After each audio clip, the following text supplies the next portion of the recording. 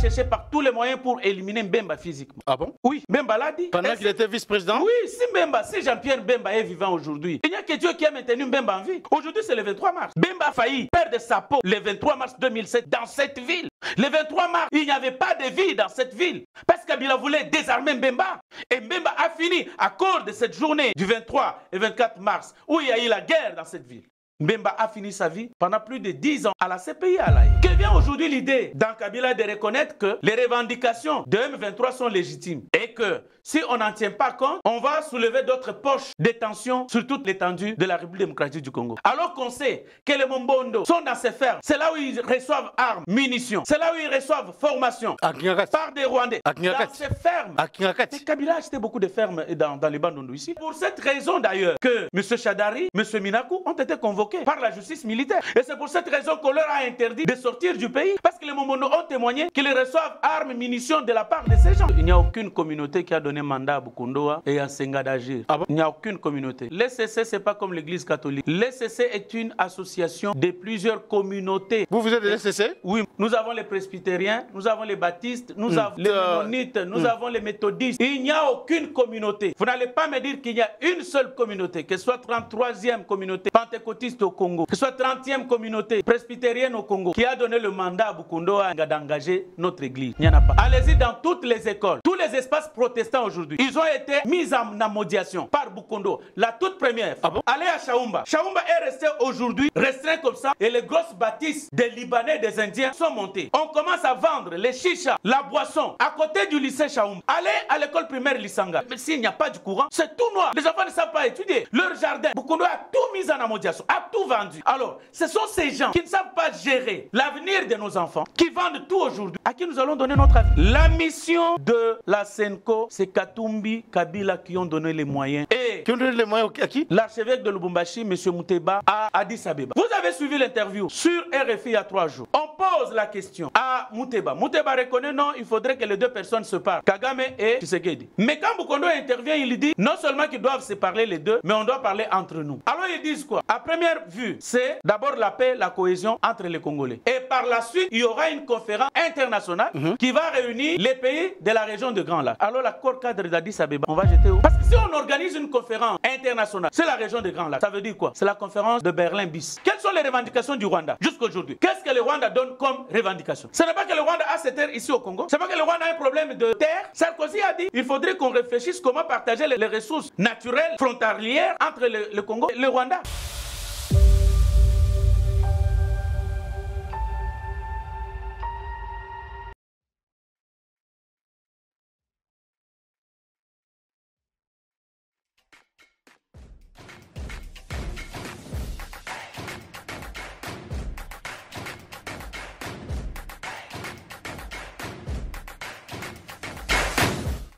Depuis des consultations à Kinshasa, ça a été lancé ce lundi par les conseillers spéciaux en matière de sécurité, les conseillers du président Tshisekedi, le professeur Eberand Kolongele. Il a reçu la première ministre, mais aussi le président du Sénat. Ça continue, ça va prendre combien de temps, pour quelle finalité, au moment où l'opposition, vent debout, rejette déjà ces gouvernements dits d'union nationale, comme le président Tshisekedi l'avait annoncé lors de son échange avec les sociétaires de l'Union sacrée. Sans Kabila, Katumbi, Fayulu et Tuti Kwanti, peut-on vraiment parler d'un gouvernement d'union nationale? C'est une question que beaucoup se posent. Retrait de l'Angola, sinon du président João Lourenço, médiateur désigné par l'Union africaine dans les conflits congolo-rwandais. Quelle sera finalement la suite au moment où les M23, mieux les RDF-AFC, après son communiqué de retrait ou repositionnement de ces militaires à Walikale, ils sont aujourd'hui visibles. La guerre continue et Kisangani est déjà dans le viseur de ces rebelles, ces terroristes, ces agresseurs. Voilà un peu les sujets qui seront passés au peigne fin au cours de l'émission de ce jour. Et pour analyser toutes ces questions, nous avons le plaisir de recevoir ici un journaliste chevronné. Il est aussi juriste, un relationniste, il est éditeur du magazine Impact News. Vous avez bien deviné là qu'il s'agit de M. Joël Kadé Nanga. Doyen Joël Kadé, bienvenue. Bonjour, merci chers confrères, merci aux téléspectateurs. Je leur présente mes excuses pour avoir manqué à vos deux invitations. Vraiment. Qu'ils m'en excusent et à vous-même, je demande pardon. Je ne m'excuse pas parce qu'auprès de vous, s'excuser, c'est s'accuser. Je vous demande sincèrement pardon. Merci beaucoup d'avoir honoré cette invitation. Mais avant que l'on entre dans le vif du sujet, je dois quand même placer un mot par rapport à ce qui se passe dans la province d'Ilolaba, cette province pilote qui aujourd'hui fait la fierté de la République démocratique du Congo depuis que le Congo, la République démocratique du Congo a été éclatée en 26 provinces. Lualaba est aujourd'hui une province qui se développe de manière vertigineuse. Il suffit de voir les infrastructures qui poussent dans cette province, les routes asphaltées, la dernière descente sur terrain de Mme Fifi Masuka a démontré effectivement comment cette ville est en train de se transformer, que des routes construites un peu partout dans la ville de Kolosi. Aujourd'hui, l'aéroport international, parce que c'est le nom que désormais va revêtir cet aéroport, la piste a été vraiment allongée, la couche d'enrobé déjà posée. Donc les travaux dans cette province évoluent très bien. Mais il y a une grande activité qui va se passer le 29 mars. Ça sera à Kolosi. Le ministère de la Jeunesse va ainsi, en collaboration avec l'inspection générale des finances et les gouvernorats de la province de Lualaba, organiser une conférence pour parler de la lutte contre la corruption, ces fléaux qui bloquent le développement de la République démocratique du Congo. Cette fois-ci, ça sera une très grande activité dans cette province. La jeunesse lualabaise est conviée à prendre part à cette activité qui va vraiment démontrer comment la corruption bloque le développement, la corruption tue les Congolais. Parce qu'il faut le dire que lorsque les hôpitaux ne sont pas fournis en médicaments, lorsque les gens ne sont pas bien payés ou ne le sont pas tout court, il y a des conséquences dramatiques. Et aujourd'hui, ce sera la province de Lualaba qui va mobiliser la jeunesse pour venir participer à cette activité. Et vous savez très bien que depuis que les Rwandais nous mènent cette guerre d'agression, Mme Fifi Masuka est toujours au four et au moulin pour mobiliser toutes les couches de la population de cette province afin de se liguer derrière le président de la République pour lutter contre l'ennemi qui tue aujourd'hui à Bukavu, à Walikale, à Goma et dans la province du Lualaba. Plusieurs jeunes ont été mobilisés pour qu'ils entrent dans l'armée afin de défendre la République démocratique du Congo. Nous voyons aussi le travail très important qu'a le président de l'Assemblée provinciale, Jean-Marie Kassea Tchingambo, qui récemment a reçu une importante délégation pour essayer de voir comment il faut soutenir encore une fois la jeunesse de cette province et surtout ce qui s'adonne au basketball. Donc, ce sont des initiatives de ce genre-là en faveur de la jeunesse qui méritent d'être saluées par tous ceux-là qui aiment ces pays. Nous ne pouvons pas aussi parler de cette province sans placer un mot sur le travail extrêmement important abattu depuis un certain temps, depuis qu'il est au ministère de l'Intérieur de cette province. Roy Philippe Kaumba, ministre de l'Intérieur, la lutte contre le banditisme à Kolwezi et dans les Lualaba profonds, aujourd'hui, connaît un succès incroyable. L'insécurité est en train d'être maîtrisée depuis que Roy Philippe Kaumba est à la tête de ces ministères au niveau de Lualaba. C'était vraiment important de le dire parce que dans ce pays, il n'y a pas que des mauvaises choses, mais il y a aussi des gens qui travaillent. Et si le travail est abattu pour que la population vive dans la sécurité, il faut aussi saluer ceux qui travaillent dans ce sens-là. Alors, Joël Cadet, beaucoup de choses ont été dites et ça se passe au ministère des Mines, des suspensions. J'ai vu des gens accuser le ministre des Mines, de l'industrie, pardon, de suspendre les gens, de révoquer certains, mais de promouvoir ou de nommer d'autres dans son cabinet ou dans certaines entreprises, alors qu'il a été interdit. Au cours d'un conseil des ministres, le président Tshisekedi avait interdit tout mouvement du personnel pendant ce temps ici où le gouvernement du national est en gestation. Joël Cadet. Non, laissez-moi d'abord vous rejoindre. Peut-être vous parlez de Kolwezi, vous avez vu Kolwezi il n'y a pas longtemps. Mais nous avons connu Kolwezi de 92, Kolwezi de 93. Lorsqu'il y a eu épuration ethnique, lorsque les Kassaïens ont été chassés, Kolwezi était resté une ville morte. Kolwezi était resté un village.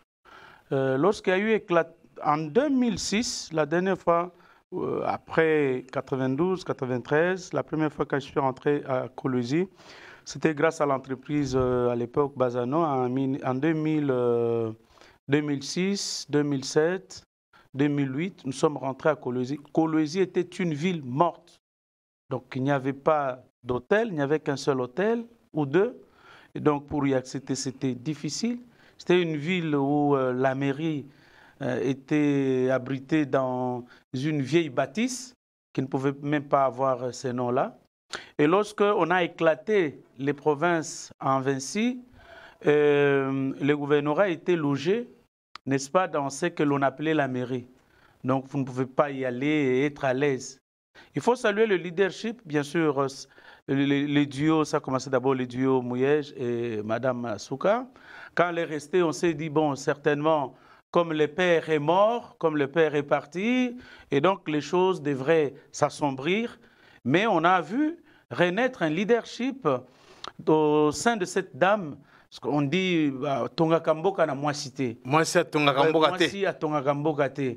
Mais avec Fifi Masuka, comme vous l'avez relevé, donc il y a lieu de constater que cet adage a été battu en brèche parce que c'est grâce à elle que quand nous sommes rentrés avec Tony Mwaba, alors ministre de l'enseignement primaire, secondaire et technique, en 2022, pour lancer la session des examens d'État, nous sommes allés dans le bureau de Madame Fifi Masuka, j'étais perdu.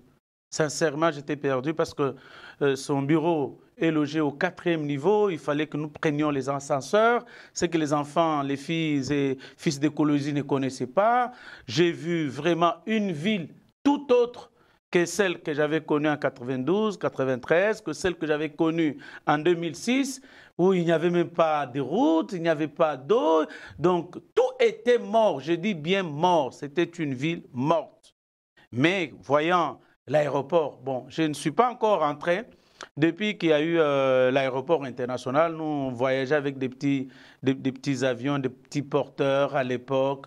Donc, il n'y avait pas moyen que cet aéroport accueille DC 320, c'était difficile qu'il accueille un Boeing 700, donc c'était difficile. Bon, malheureusement, je n'ai pas encore eu cette occasion, cette opportunité de constater l'aéroport, mais la dernière fois que nous y avons été, parce que nous avions quitté Lubumbashi par route pour Kolwezi, et vous sentez que c'est une ville par rapport à toutes les autres villes, tous les chefs-lieux, Inongo, Chikapa, les provinces démembrées. Les provinces démembrées, vous sentez que ça, c'est une ville qui est née de la terre, qui a été bâtie, qui a été construite. Donc, il y a lieu de saluer ce leadership. Vous pouvez parler de Kaseya Chingambo.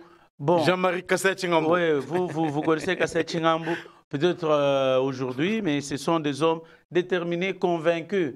Et même celui dont vous avez parlé, Roy Kaumba. Roy Philippe Kaumba, oui. Moi, ce sont des amis que j'ai connus quand on était au campus. Donc, ce sont des gens de conviction. Donc, ils ne viennent pas travailler pour un intérêt immédiat à gagner aujourd'hui, mais ce sont des gens qui se disent, après nous, qu'est-ce que nos enfants vont dire. Donc, ce ne sont pas des gens qui sèment aujourd'hui, qui veulent récolter aujourd'hui, qui veulent préparer aujourd'hui et manger aujourd'hui. Donc, ce sont des gens qui sèment pour les générations futures. Donc, c'est pour cela, vous les voyez, ne pas être accro aux intérêts immédiats. Donc, ils se battent, effectivement, ils sont, contrairement à nos Quinois, qui lamba lelo, buka lelo, lamba lelo, lia lelo, lona lelo, buka lelo, lona lia lelo. Donc, bango baza bongote, bango baza batou. Donc, ils se battent, ils disent, quand mes enfants resteront, qu'est-ce qu'ils vont dire? Et j'ai aimé l'activité qui aura lieu le 29. Si madame voudrait que nous y soyons, nous y serons certainement pour également palper du doigt les nouvelles réalisations. Nous pourrions y être. Surtout que la campagne contre les antivaleurs, ce n'est pas eu de l'apanage de M. Jules Alinguete. C'est Félix Antoine Tshisekedi Tshilombo qui a lancé cette campagne et nous devions l'accompagner jusqu'au bout. Et vous savez que c'est cette campagne et la gratuité de l'enseignement primaire dans les établissements publics qui ont constitué un des éléments majeurs du bilan du président de la République lors de son premier mandat. Et il en était fier lorsqu'il parlait pendant sa campagne électorale. Donc, ce sont des choses à encourager. Mais, vous savez, les antivaleurs que Jules Alinguete est en train de combattre, sous l'impulsion du président de la République, Félix Antoine Tshisekedi Tshilombo, il y a des ministres qui ne le comprennent pas. Je connais le ministre de l'Industrie. Il a été un DG dans une entreprise minière. Il a été chassé pour malversation financière. Ah bon? On a cru que quand il est parti à Ivanoé, il va changer. Et recruté en politique, il est ministre de l'Industrie et du développement des petites et moyennes entreprises, M. Louis Kabamba-Watoum. Non, mais il organise un népotisme, non seulement au sein de son cabinet politique, mais un népotisme pour les entreprises relevant de ce ministère. Il place sa nièce, qui était sa chargée de mission jusqu'il y a à peine une semaine, il place sa nièce comme PCA d'une structure relevant de la tutelle de ce ministère. Et sa nièce en question, on dit c'est une actrice de théâtre. Donc, une actrice de théâtre qui n'a aucune expertise. Et au niveau de la NADEC, agent de développement, de petites et moyennes entreprises, qu'est-ce qu'il va faire à NADEC? Il enlève les professeurs Godefroy Kizaba, tout simplement parce que c'est monsieur qui vient de l'Europe, qui était conseiller du chef de l'État. Et le chef de l'État l'a placé là-bas parce qu'il a beaucoup écrit sur le développement des petites et moyennes entreprises. Il le place. Mais les membres du conseil d'administration, le cabinet du ministre ne propose aucune initiative pour le développement des petites et moyennes entreprises en vue de créer la classe moyenne, l'objectif, l'engagement du président de la République, Félix Antoine Tshisekedi Tshilombo. Non, parce que ce monsieur ne donne pas de l'argent à son cabinet. Parce que ce monsieur ne permet pas aux membres du conseil d'administration d'accéder à l'argent. Parce que ce n'est pas une société qui produit les ressources financières. Elle reçoit les subsides et de l'ARPTC et du gouvernement pour encadrer, n'est-ce pas, les pêcheurs, pour encadrer les mamans cultivatrices, pour encadrer les mamans maraîchères, pour créer, n'est-ce pas, une classe moyenne. Mais parce que ces messieurs ont dit non, DG Godefroy Kizaba a sous l'arabienté. Ye na Congo batanga monte ake no tambo na poto. Moi au Congo batanga ngo monte. Donc il faut à solo là. Que sur les années mettre à l'aise. Ça c'est ce que le ministre dit à ces les là. membres de son cabinet et en conséquence on prépare arrêter de suspension de M. Kizaba. Aujourd'hui il est suspendu. On désigne un intérimaire et l'intérimaire qui est là c'est pour saigner à blanc l'entreprise. Et donc il n'y a pas de travail. Et quand on invite le ministre au niveau du Conseil d'État pour qu'il justifie, on envoie un membre de son cabinet, conseil juridique, qui n'a pas mis fin, n'est-ce pas, qui n'a pas opéré son omission au barreau, mais c'est lui qui vient défendre. Donc voilà, en violation d'abord du code de déontologie et d'éthique professionnelle. Il est conseiller juridique du ministre. Conseil juridique. Vous savez que tous les ministères, on n'a pas encore nommé les cas. Il n'y a pas d'arrêté ministériel nommant les membres du cabinet. On a juste envoyé les listes déclaratives au niveau du ministère du budget. Mais c'est lui qui est membre du cabinet, qui a même préparé la lettre de suspension de M. Kizaba. C'est lui-même qui vient, n'est-ce pas, comme avocat conseil de la NADEC pour défendre. Et il allègue que le DG Kizaba a détourné 800 000 $ destinés à l'achat des véhicules, ce qui a été fait, on a acheté les véhicules et l'argent qui est resté a été orienté vers les acquisitions mobilières. Et on dit non, l'argent qui a été donné par l'ARPTC a été détourné par le DG. Or, c'est l'argent qui a servi à ce que l'on paye les indemnités de sortie des membres du conseil d'administration. Et c'est l'argent qui a servi à ce qu'on paye le 13e mois. Or, le 13e mois prévu, le DG Kizaba s'est adressé à l'IGF qui, dans son contrôle a priori, doit autoriser les dépenses. Mais l'IGF a refusé. Mais le ministre va donner l'injonction au DG de payer. Et le DG a payé ça. Et il fait maintenant lui incomber. Son problème, c'est qu'il place encore il a payé contrairement aux injonctions aux orientations de l'IGF sur injonction du ministre Louis Kabamba Watoum. Et il paye. Et maintenant, Louis Kabamba Watoum le suspend. Donc vous comprenez un peu, ces antivaleurs doivent être combattues. Et son problème, c'est placer les membres de sa famille. Parce que la dame qu'elle a placée au niveau du conseil d'administration, à la tête du conseil d'administration, l'actrice de théâtre, à la tête du conseil d'administration, c'est la fille de sa grande sœur, Madame Nicole Kaïmbe. Donc vous comprenez que pendant que le chef de l'État se bat pour que l'on engage les moyens contre l'agression dans l'est de la RDC, mais il y a les gens qui, eux, pensent, contrairement à nos amis de Colosie, à ce qu'ils se remplissent les poches aujourd'hui et qu'ils nomment les membres de leur parti politique. Est-ce que ce ne sont pas des accusations infondées, tout ce que vous venez de dire ici Vous m'avez présenté tantôt comme un journaliste chevronné, et Louis Ouatoum n'est pas n'importe qui. Je suis parmi ceux qui ont parmi les organisateurs des obsèques de sa mère, paix à son âme. Donc c'est un frère, c'est un ami.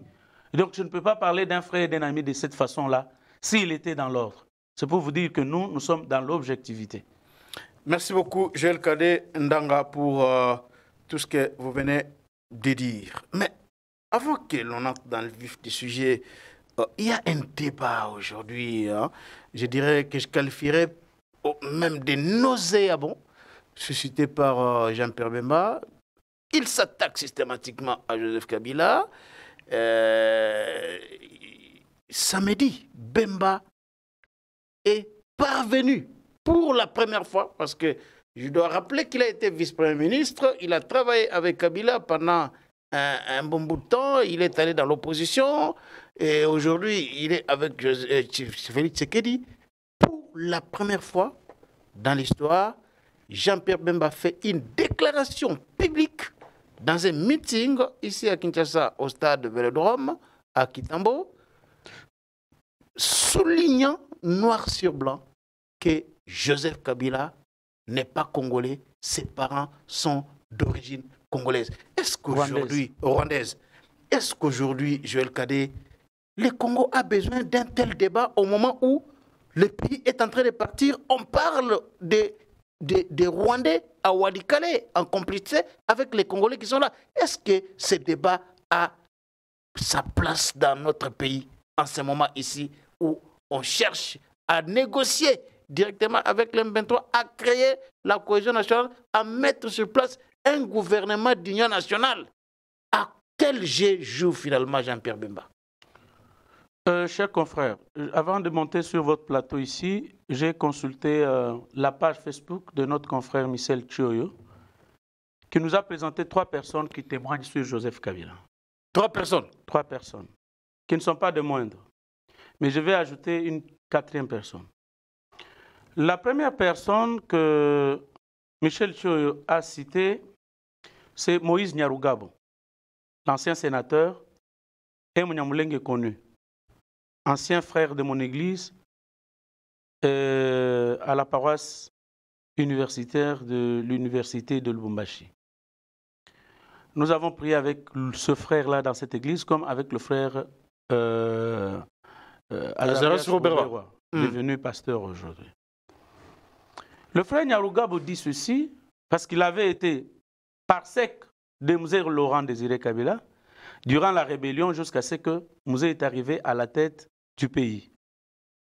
Il dit que Mouzé lui avait confié qu'il se battait avec un Munyamulenge, un Rwandais. Et il s'était fait des accords qu'à sa mort, qu'à la mort de l'un ou l'autre, que celui qui va rester vivant prenne les enfants en charge, adopte ses enfants. Un Munyamulenge. Et c'est ce que Mouzé avait fait à la mort de son compagnon de lutte, avec qui ils se sont battus. Il est mort à Moba. C'était qui son compagnon de lutte? C'était qui? Monsieur Kanambe. Il est mort. Et les enfants de Kanambe sont restés dans la maison de Mouzé et Mouzé les a adoptés. À l'approche de Kisangani, on appelait Joseph Kabila commandant Hippo. Parce qu'à l'époque, pendant la rébellion... Ça, c'est Moïse Nyarugabo qui raconte ça. Oui, maintenant je vous donne l'histoire. Non, mais c'est ce que vous dites là, c'est Moïse Nyarugabo qui est en train de raconter ça?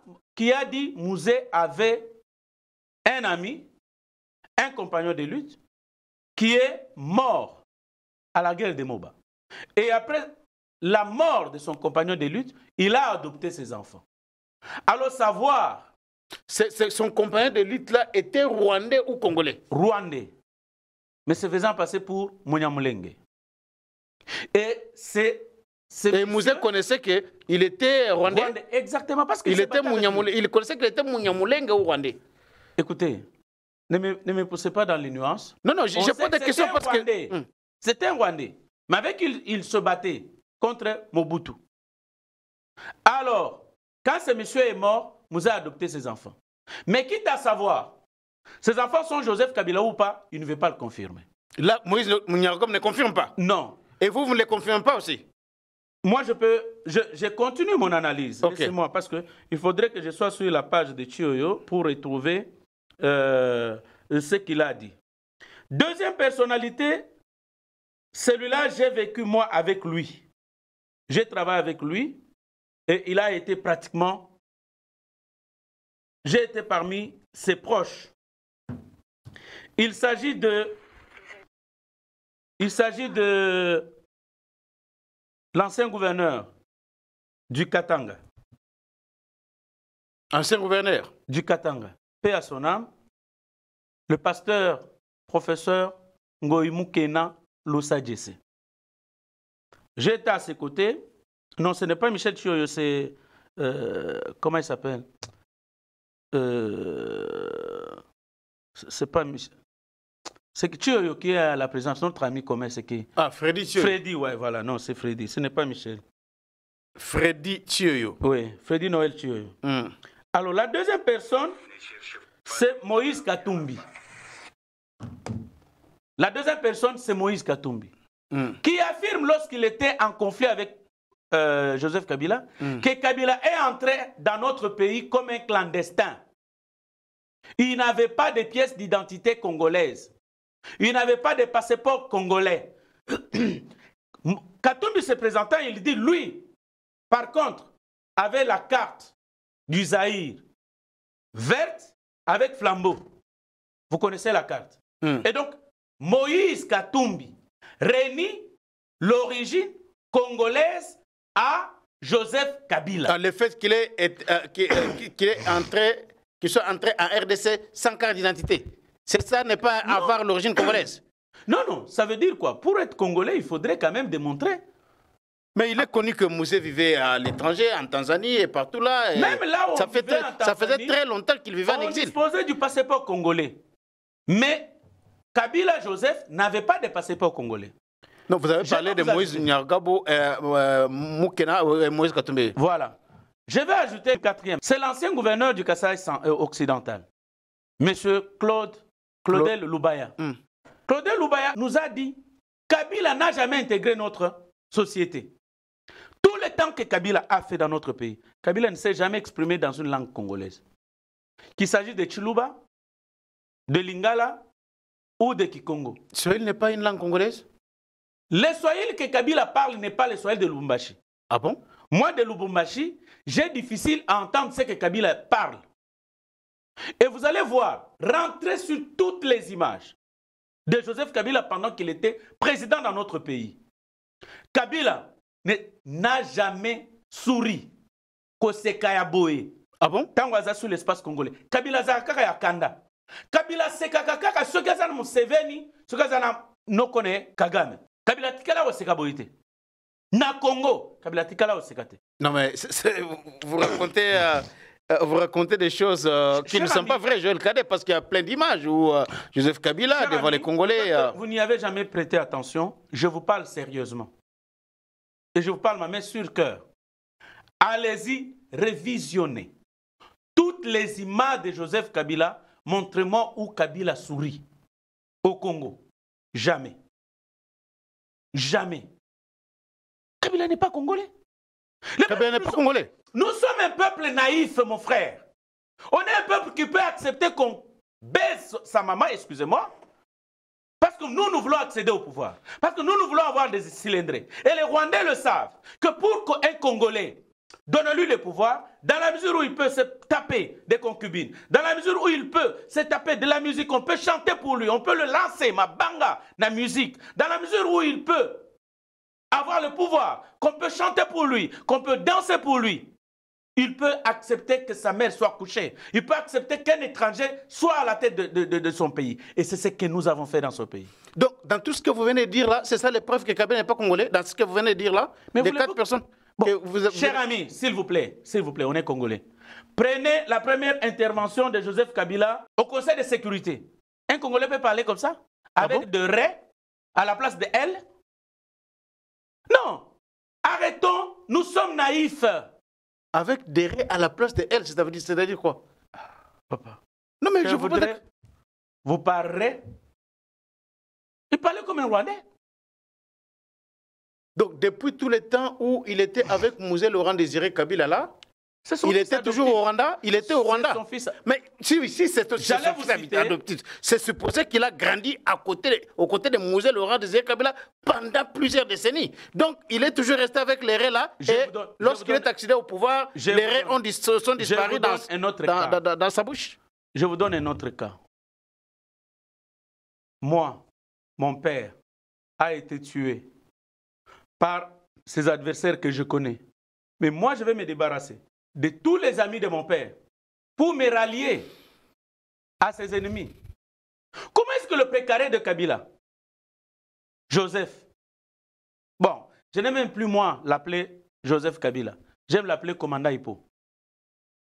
Comment tout l'entourage du commandant Hippo, quand il a accédé au pouvoir, a été constitué de ce que son père a traité des pantins du Rwanda, les Kinkemulumba, les Tambwe Mwamba. Ce sont eux qui sont devenus le cercle le plus restreint. Mais qui est venu plusieurs années après autour de Joseph Kabila. Tous les anciens du RCD, ce sont eux qui sont devenus le cercle, le sérail restreint de Joseph Kabila durant tout son pouvoir. Donc les Congolais qui étaient... Tous les amis de son père, il s'en est débarrassé. Moi, un Congolais est mort comment? Babi Mbaye, le vieux Mpoy, il est allé mourir où? Donc il aurait pu garder... C'est les amis de son père jusqu'à la fin de son pouvoir. Non, mais vous n'avez jamais lu Machiavel ou comment? Moi, Vous n'avez jamais lu Machiavel ou comment? Si c'est un acteur politique qui a lu Machiavel, il peut se débarrasser de ces gens-là. En lisant ne fût-ce que Machiavel, c'est normal. Pourquoi vous pensez que le fait qu'il se soit séparé avec eux, donc, il n'est pas fils de Musée? Je vous présente une fois de plus mes condoléances. Vous venez à peine de perdre votre papa il n'y a pas longtemps. Non. Moi, je n'ai pas perdu mon papa. Ça, c'est Yves Bouya. Ah, c'est Yves Bouya, excusez-moi. Vous avez votre père en vie. Aujourd'hui, il meurt. Moi, je suis l'ennemi de votre père. Et du coup, vous vous ralliez à moi. Vous crachez sur la mémoire de votre père. Comment cela peut s'expliquer? Comment cela peut s'expliquer? Mais comment cracher? Les gens, par exemple, les Henri Mova et tout ça, qui étaient avec Musée, Kabila est resté avec eux. On ne peut pas dire que tout ce qui était avec Musée, systématiquement, Kabila les avait éloignés de lui. Il y a des gens qui sont restés avec Kabila.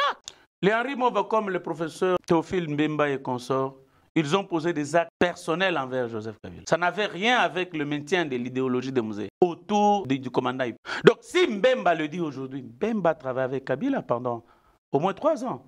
De 2003 à 2006, Mbemba était le vice-président de Kabila. Kabila a cherché par tous les moyens pour éliminer Mbemba physiquement.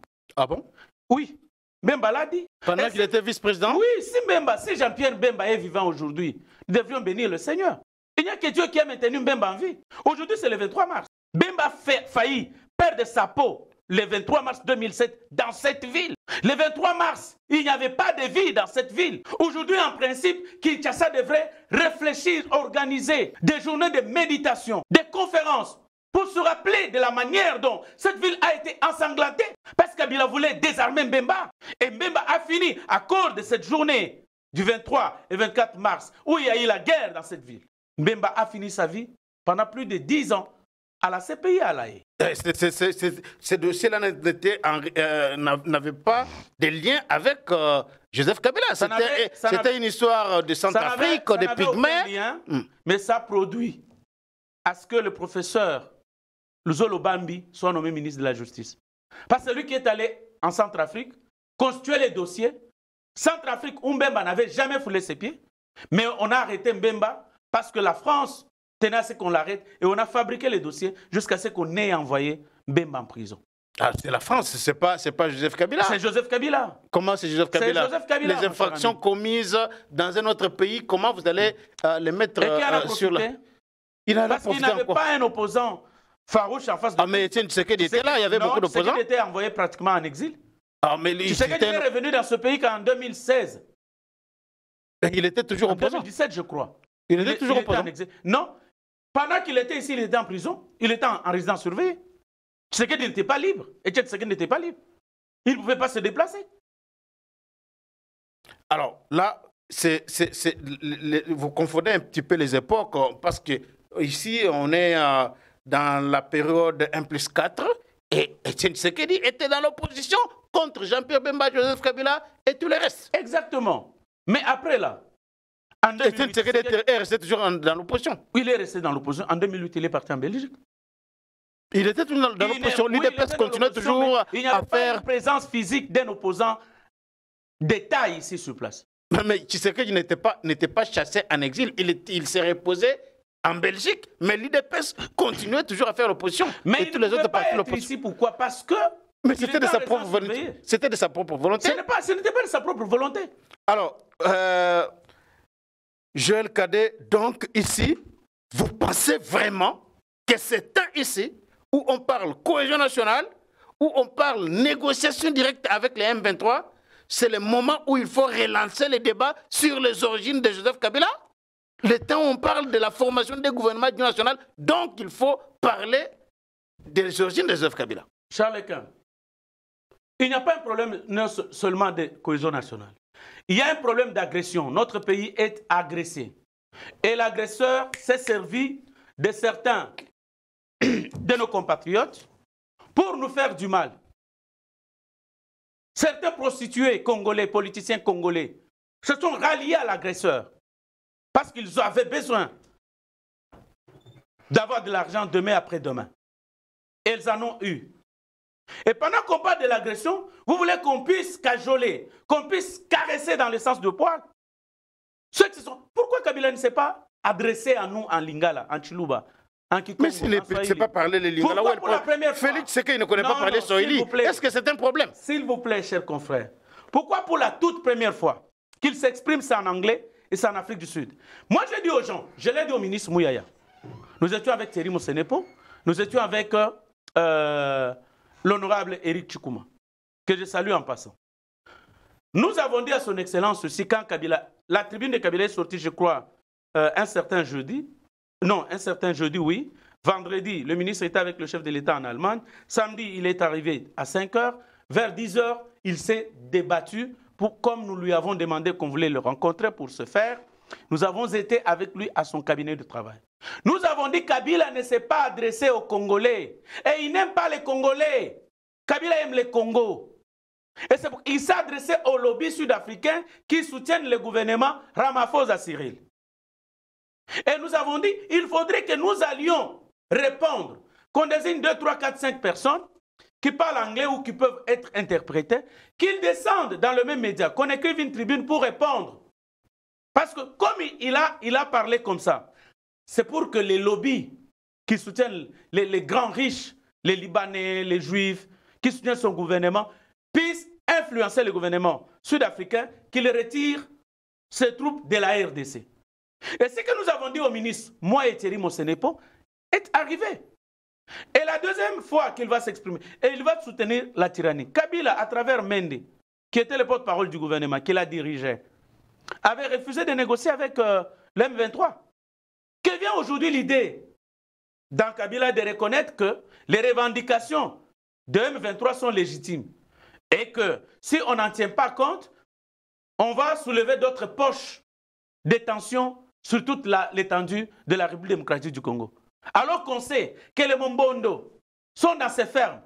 C'est là où ils reçoivent armes, munitions. C'est là où ils reçoivent formation par des Rwandais. Dans ces fermes. Et Kabila a acheté beaucoup de fermes dans les Bandundu ici. Dites-moi, ceux qui étaient venus avec les vaches, que Mouzito était allé rencontrer, ils sont où? Les Rwandais qui étaient venus, ils sont où? Donc les gens qui étaient venus avec des vaches là, c'était des Rwandais, c'est Kabila qui les avait fait venir ici à Kinshasa? Je crois que c'est Israël Mutombo qui l'a dit pendant qu'il y avait la guerre de Mombondo. Comment est-ce que les deux tribus qui se battent, quand ils doivent prendre fuite, ils entrent dans le même bateau pour aller au Congo-Brazza? Comment vos tribus, les Bakwakank, les Bakwandanga, ne s'entendent pas? Comment lorsqu'ils doivent fuir, parce qu'ils se battent entre eux, ils prennent le même bateau, ils prennent le même camion? Ça veut dire, et celui qui a témoigné a exactement dit, ceux qui fournissent les armes. Vous pensez que les Mobondo sont aussi des Rwandais? C'est pour cette raison d'ailleurs que M. Chadari, M. Minakou ont été convoqués par la justice militaire. Et c'est pour cette raison qu'on leur a interdit de sortir du pays. Parce que les Mobondo ont témoigné qu'ils reçoivent armes, munitions de la part de ces gens. Ah bon? De la part de Chadari et Obemina? Mais vous êtes un grand journaliste. Non, mais je vous pose des questions. Non, moi je ne peux pas faire des affirmations de ce genre ici. Non, mais si je n'ai pas toutes les preuves. Vous êtes grand journaliste. Bon, je n'ai pas toutes ces preuves. Vous pensez que les Mobondo ont déclaré qu'ils reçoivent des armes et munitions chez Chadari et Obemina? Le chef milicien qui avait témoigné devant la justice, on est dans une phase d'instruction préjuridictionnelle. Il y a des secrets qui doivent être gardés parce que l'instruction préjuridictionnelle, elle est sacrée. Et qu'est-ce que je dis? Elle est secrète et par conséquent, il y a des choses. Mais leur première déposition, c'est pour cette raison qu'on a convoqué que Minakou, que Chadari, que Kambere ont été entendus, auditionnés au niveau de l'auditorat militaire. C'est pour cette raison-là, ce n'est pas pour une autre. Alors, donc, vous pensez qu'en ce moment, ici, il faut aborder toutes les questions qui divisent les Congolais pour qu'il n'y ait pas de cohésion nationale. C'est ça votre point de vue, Joël Kadé? Ce n'est pas au nom de la cohésion nationale qu'on va me permettre, moi, de commettre les infractions et je dois rester au-dessus de la loi. Non. La cohésion nationale n'exclut pas la justice. En Afrique du Sud, il y a eu l'apartheid. Mais pour que les gens se mettent ensemble, s'asseyent, il y a eu une commission vérité, réconciliation et justice. Donc, vous n'allez pas me dire, moi, que nous devions avancer dans ce pays, alors que ma mère a été tuée à coups de machette. Par les Kamwina Sap? Pas par les Kamwina Sap. Par la milice Banamura. Vous n'allez pas me dire que moi, je ne dois pas connaître les raisons pour lesquelles ma mère a été tuée. Vous n'allez pas me dire que je dois être remis dans ma... On doit réparer ces préjudices que j'ai subis. Donc on doit évoluer comme ça dans l'impunité. Vous savez tout ce qui nous arrive ici, c'est parce que le président Félix Tshisekedi se veut trop pasteur, se veut trop chrétien, se veut trop humain. C'est pour cela que l'M23 est ressuscité. Parce que s'il avait appliqué la loi, s'il avait procédé à mettre fin à l'impunité, renvoyant tous ceux qui ont tué dans ce pays, les Tchébéa, les Bazana, les Ngandou, les Rossi Chimanga et consorts, s'il avait permis qu'on poursuive, s'il vous plaît,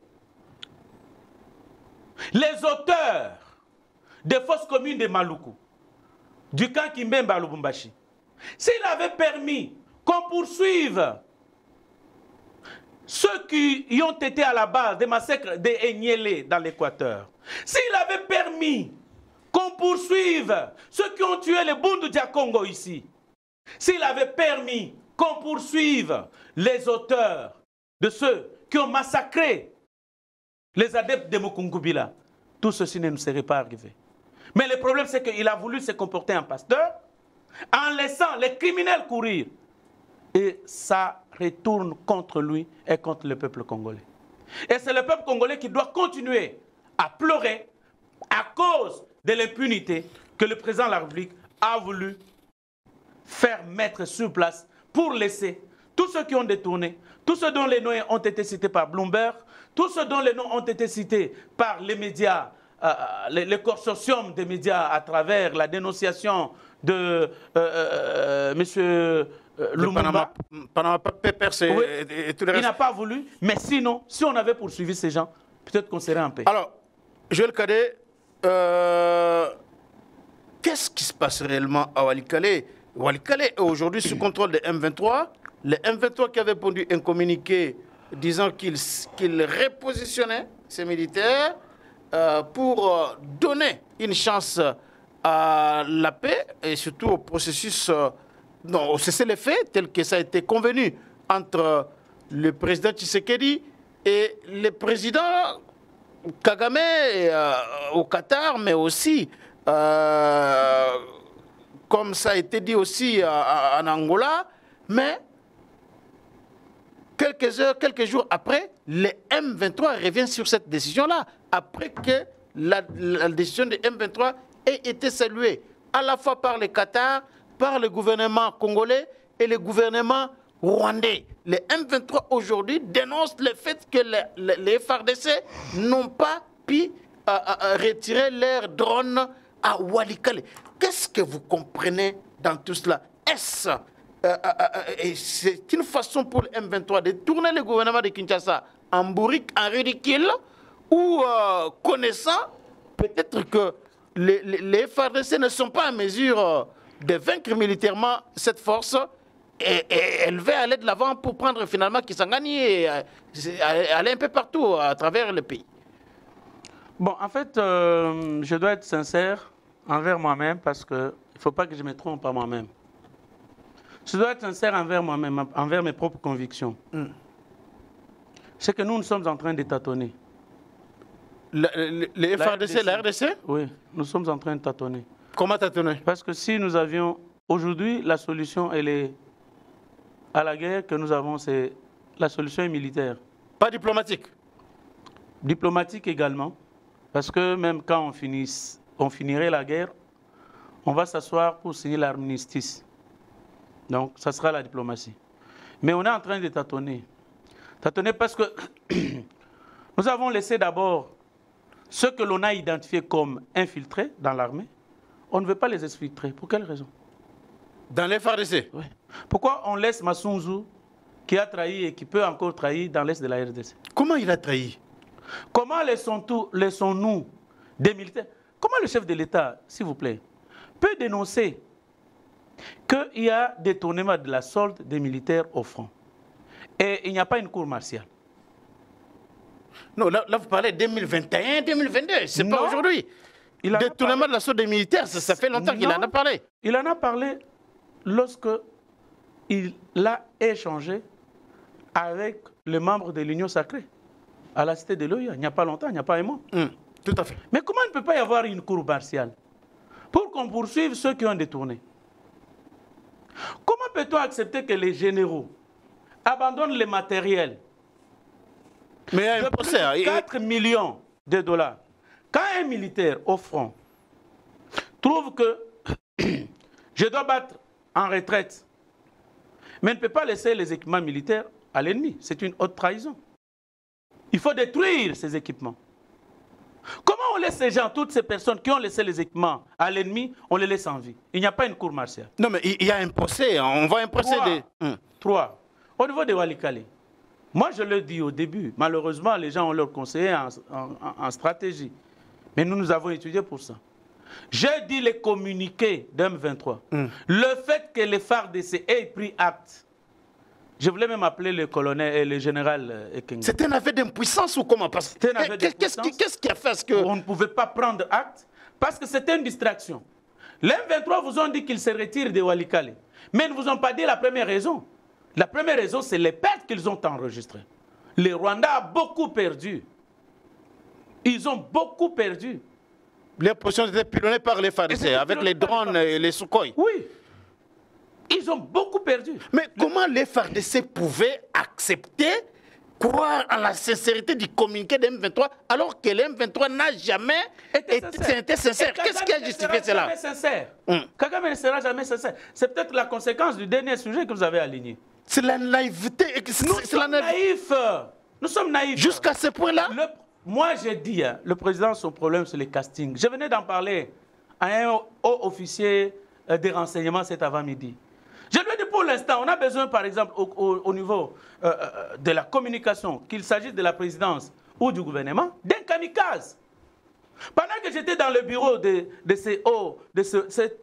cet officier supérieur de renseignement, qu'est-ce qui se passait à la télévision? La danse, à la RTNC. Non, mais quand même, on voit que la RTNC, il y a des choses ont un petit peu bougé. S'il vous plaît. Il y a des émissions. Cette émission ici devait passer sur la RTNC. En temps réel, votre émission ici, parce qu'elle est d'éveil patriotique. Votre émission devait passer sur la RTNC. Israël Mutombo devait passer sur la RTNC. La manière dont Israël Mutombo est en train de mobiliser aujourd'hui. C'est un jeune homme, un jeune frère qui croit que j'ai toujours été contre lui. Mais son émission à l'instant ici devait passer sur la RTNC. L'émission d'Edi Kaniki. Revenons un peu à Walikale ici, parce que là, on voit les images, les M23 qui sont visibles à Walikale. Walikale, ce n'est pas n'importe quel territoire. C'est de l'or, c'est beaucoup de richesses là-bas. Les diamants et tout le reste. Et Walikale, un carrefour qui mène vers Maniema, Kisangani et tout le reste. Vous ne voyez pas là qu'il y a vraiment un grand danger. Et si le gouvernement ne fait pas attention, ça risque encore de dégénérer, Joël Kadé. À moins qu'on ait consenti de laisser nos frères de l'Est sous la domination du Rwanda. Parce que regardez les objectifs du Rwanda. Moi, j'ai même peur que le Rwanda ait obtenu ou ait atteint ses objectifs. Quand vous suivez l'interview qu'a accordé Sultani Makenga, qu'est-ce qu'il dit? On n'avait même pas besoin d'atteindre Bukavu. C'est parce que les FARDC nous pilonnaient.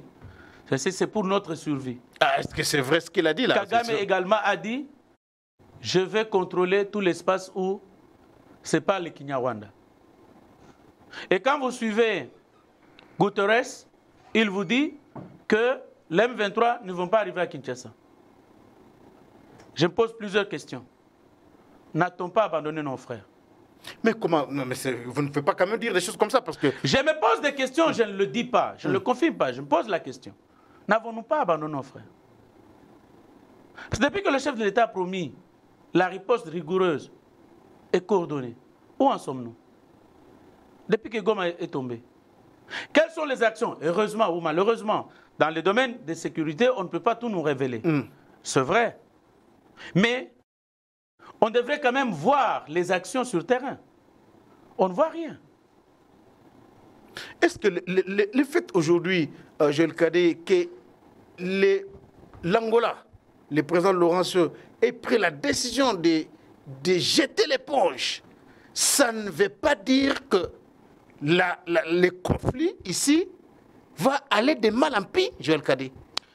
Le conflit va de mal en pis, chers confrères, vous l'avez dit.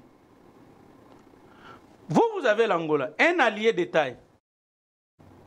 Vous alliez chez l'allié de Kagame. Ça, c'est la rhétorique ou le narratif développé par les médias français. C'est lui qui a été le médiateur, le Qatar, à travers l'émir, son Altesse. C'est le président de PSG. C'est le patron de 2 entreprises de raffinerie de l'or à Kigali. C'est celui qui projette faire un grand aéroport, non pas à Goma, mais au Rwanda. Et ce n'est pas parce qu'il a des intérêts dans les Rwandais à 70%. Et ce n'est pas pour cela qu'il a appelé les 2 protagonistes, parce que le fait que la RDC ait fermé l'espace aérien, ça coûte cher au Qatar. Parce qu'aujourd'hui, pour que les Rwandais, dans lequel Émir a 70% des capitales, il ne sait pas quittant Kigali pour Congo-Brazzaville, il doit traverser un très long espace. Conséquence, perte en termes de temps, perte en termes de kérosène. Et est-ce que ce n'est pas pour ça? Et vous affaiblissez un allié de taille, qui est l'Angola. Parce que Kagame... Qui a affaibli l'Angola? Pardon? Mais nous. Mais nous, comment? Parce qu'il y avait une délégation congolaise en Angola qui était allée là-bas pour les négociations directes. Nous avons un médiateur ici qui veut que les solutions aux problèmes des Congolais soient trouvées, aux problèmes africains soient trouvées en Afrique. Mais vous allez en Asie. Non, mais Kinshasa était d'accord avec, avec l'Angola. Il est allé là-bas. Pourquoi Kagame refuse d'aller rencontrer Tshisekedi devant Lorenzo plutôt que d'aller chez un prince? Non, mais ça, c'est un problème de Kagame. Ce n'est pas la RDC, parce que la RDC avait accepté d'aller négocier avec les M23 en Angola. C'est la RDC ou bien c'est... Non, mais comment vous imputez la faute à la RDC? Parce que la RDC cherche toutes les voies et moyens pour le retour de la paix. C'est ainsi que... Nous pouvons dire aussi non à aller à une table de négociation. Parce que c'est qu'ils se sont convenus à Doha qu'il y aura un cessez-le-feu. Mais pendant qu'ils quittent Doha, Walikale tombe. Et ça, c'est la faute de la RDC? C'est la faute de la RDC. Si la RDC n'était pas allée à Doha, les Walikale n'allaient pas tomber? Il allait tomber, mais là, on allait tirer les conséquences de nos actes, de notre refus. Pourquoi Kagame et ses supplétifs terroristes au sein de l'AFC M23 peuvent refuser d'aller à Luanda, mais nous devrions accepter d'aller à Doha? Non, mais, Joël Kadé, que ce soit dans la résolution du Conseil de sécurité de l'ONU, que ce soit au niveau de l'Union européenne, des sanctions qui ont été prises, tous ceux qui aujourd'hui s'intéressent au dossier congolais veulent qu'il y ait négociation entre Kinshasa et les M23, donc les Rwandais. Est-ce que la RDC doit refuser de négocier aujourd'hui? Nous avons consenti au regard des rapports de force sur terrain. Nous avons accepté de négocier avec le M23. Est-ce que le M23 est venu? L'AFC est venu? Ils nous endorment. C'est pourquoi pendant cette période ici, aurais-je été conseiller militaire du chef de l'État? Aurais-je été conseiller géostratégique du chef de l'État? Pendant cette période, continuons à négocier, formons une armée. Mais c'est ce qui est en train de se faire. Alors, Joël Kadé, au moment où aujourd'hui on parle de la fin de la médiation angolaise, est-ce que maintenant doit-on espérer que c'est le dialogue initié par la SENCO qui peut finalement mettre tous les Congolais autour d'une table pour que la paix puisse revenir? Parce que vous avez toujours suivi, que ce soit Vital Kamerhe et tous les autres, parlent de la résolution de ces conflits autour d'une table. Il n'y a pas de solution militaire. Joël Kadé. Cher ami, la mission de la SENCO et de l'ECC, moi je ne peux pas dire de l'ECC parce qu'il n'y a aucune communauté qui a donné mandat à Bukundoa et à Senga d'agir. Ah bon? Il n'y a aucune communauté. Dans l'ECC? L'ECC, ce n'est pas comme l'Église catholique. L'ECC est une association de plusieurs communautés. Vous êtes de l'ECC? Oui, moi je suis de l'ECC. C'est une association de plusieurs communautés ecclésiastiques. Nous avons les presbytériens, nous avons les baptistes, nous avons les ménonites, nous avons les méthodistes. Il n'y a aucune communauté. Vous n'allez pas me dire qu'il y a une seule paroisse. Qu'est-ce que je dis? Une seule communauté, que ce soit 33e communauté pentecôtiste au Congo, que ce soit 30e communauté presbytérienne au Congo, qui a donné le mandat à Bukundo à Nsenga d'engager notre église. Il n'y en a pas.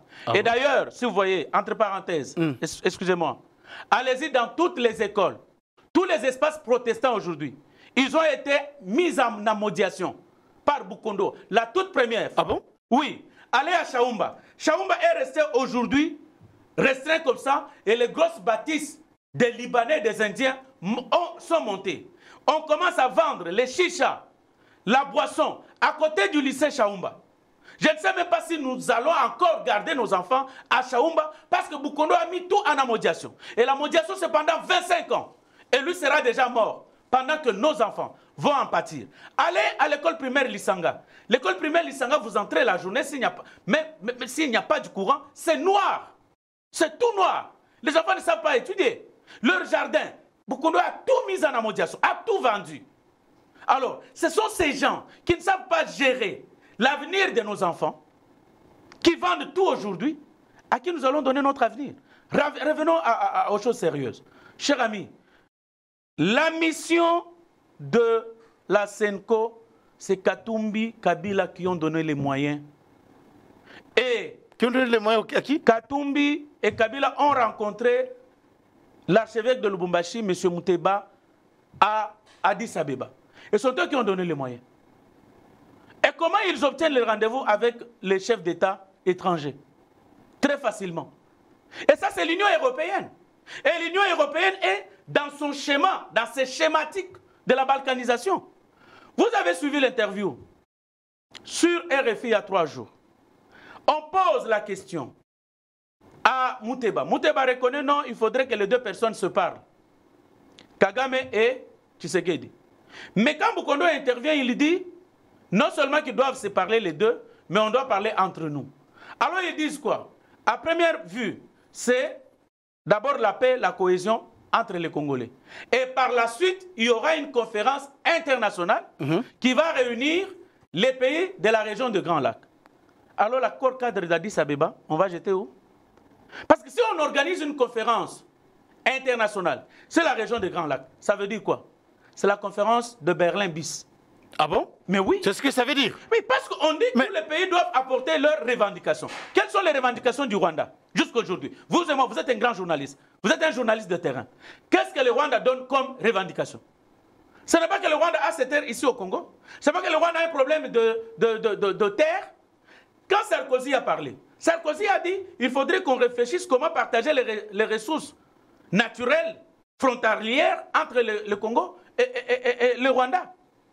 Et donc, quand le fils de Museveni parle, c'est là aussi je nous trouve encore naïfs. Et ça énerve Charles Kahn. Le fils de Museveni. Le fils de Museveni qui vous dit il faut que le M23 prenne Kisangani. Il faut qu'il le fasse vite, sinon c'est nous qui allons le faire. Et le fils de Museveni qui menace le général Kachama de le tuer. Luboya Kachama. Luboya Kachama. Il est en train de le menacer, de le tuer. Et nous sommes alliés à l'Ouganda. À un moment donné, qu'est-ce que nous voulons, cher ami? Nous voulons quoi? Donc vous voulez qu'on ouvre encore un autre front contre le Rwanda? Mais écoutez, l'Ouganda... Alors que déjà, les fronts rwandais, ils se posent problème pendant qu'on ouvre un autre... Assumons-nous. Assumons-nous. Vous ne pouvez pas entrer dans l'eau et en sortir non mouillés. On est déjà dans l'eau. On doit accepter de se mouiller, cher ami. Même si on peut perdre la guerre, que l'on perd. On est déjà mouillé. Qu'est-ce qu'on craint encore? Qu'est-ce qu'on a encore à perdre? On a déjà tout perdu. Qu'est-ce qu'on a encore à perdre? Donc, vous allez déclarer celui qui couche votre maman et vous allez continuer, qui viole votre maman, vous allez rester sous son toit parce qu'il a déjà subjugué votre mère. Non, cher ami. Ensuite, par cette question de consultation pour la formation d'un gouvernement national. Un mot par rapport à ça. Est-ce que ça vaut la peine de consulter la majorité, et alors que l'opposition, les ténors de l'opposition ne veulent pas participer à ces gouvernements? Est-ce que c'est important? Le président de la République n'avait plus de choix d'annoncer. Moi, je n'aime même plus quand il annonce. Le président de la République devrait procéder au remaniement. Comme nous étions pendant les vacances parlementaires, comme pour le moment, il peut demander la démission du Premier ministre, du gouvernement, de la Première ministre, et mettre en place un gouvernement de crise. On n'a même pas de ces consultations. On connaît la vérité. Qu'est-ce qu'on va consulter? On n'a pas besoin de consultation. Non. Pourquoi? Papa, pour l'instant, il faut mettre les kamikazes dans un gouvernement pour engager les actions. Pas des gens ici qui sont entrés en action que quand on a annoncé le gouvernement d'union nationale pour entrer dans le... Tous, ils sont restés bouche bée. Depuis que la guerre avait commencé. Il n'y avait que Jean-Pierre Bemba, Liaou et Luando qui étaient sur le terrain pour mobiliser. C'était Massouka aussi. Oh, mais bien sûr que oui, elle était sur terre. Très bien. Je ne refuse pas, vous avez l'information. Bon. Vous ne pouvez pas demander aux caméras et consorts ici de garder leurs membres dans le gouvernement. Au moins, ils vous montrent qu'ils sont hypocrites. Ah bon? Caméra ne doit pas avoir de membres au sein du gouvernement? Pourquoi s'est-il tué au lieu de descendre à Bukavu mobiliser? Pourquoi Bati s'est-il tué au lieu de descendre à Bukavu mobiliser? Bati a fait beaucoup de communiqués. Hein. Il avait même fait une manifestation à Bukavu lorsque Goma était tombé. Hein. C'est pour vous dire que pour l'instant, le président de la République... Donc vous voulez que l'UNC ne puisse pas avoir des membres au sein du gouvernement? Je ne parle pas de... Ne m'invitez pas à voir comme si j'ai une fixation sur l'UNC ou sur... Non, parce que vous avez parlé des caméras ici. Autant de partis politiques ne doivent pas avoir les membres au sein du gouvernement. Pour l'instant, il faudrait avoir un gouvernement restreint de 26 personnes. Des gens qui doivent engager l'action sur le terrain. Il faut avoir un ministre de la communication, un kamikaze. Certains médias francophones ici ne devraient pas être chez nous. Et à ce moment ici, qu'est-ce que nous faisons au sein de l'Organisation internationale de la francophonie? Qu'est-ce que la francophonie nous apporte? Mais alors, si nous restons comme ça, non, écoutez, acceptons de pleurer. Acceptons de pleurer. Merci beaucoup, Joël Cadet. Merci à vous tous qui nous avez suivis. Abonnez-vous massivement sur GCR Congo Télévision. Aimez cette émission, partagez cette émission partout à travers le monde où vous allez nous suivre. Merci. Nous serons là demain pour un autre numéro de votre magazine, Le Débat Congolais.